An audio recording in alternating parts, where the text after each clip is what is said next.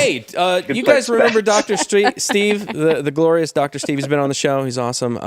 We've asked you guys to ask questions to Dr. Steve, and this is a question for Dr. Steve.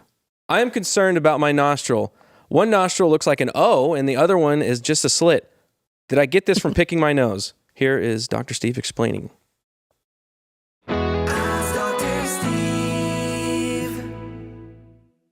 Hey, it's your old pal, Dr. Steve, and Alexis asks, I am gravely concerned about my right nostril. When I look up my nose, the right one looks like a slit, and the left one looks like an O, and it's harder to breathe through. I picked my nose as a child, so I may have sustained some internal trauma due to that.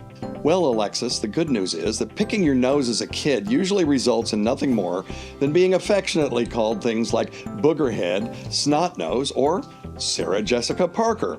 Kids are so mean, aren't they? Occasionally, microtrauma from the nose picking can introduce bacteria into the nostril, causing a skin condition called impetigo.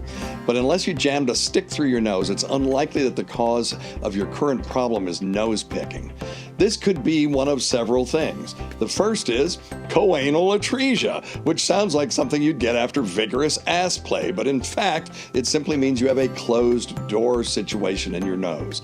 Imagine a fancy restaurant full of mucus, I guess, with meat and bone blocking one of its two doors, not conducive to breathing or to good analogies. The thing is, if you had this, you wouldn't be asking me about it as an adult because you would have had it your whole life.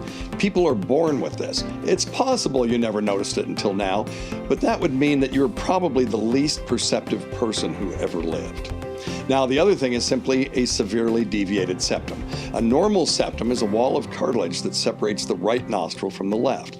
Now imagine this wall bending to one side, and you have one functional nostril and one that is closed forever.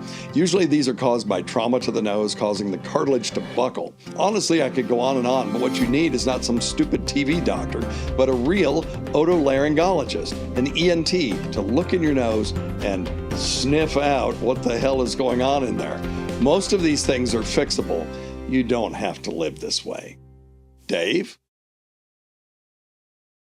Dave? It's true. Are you Alexa? Do a lot of coke, maybe. I knew it. If you do cocaine, you can have a deviated septum. That's a fact.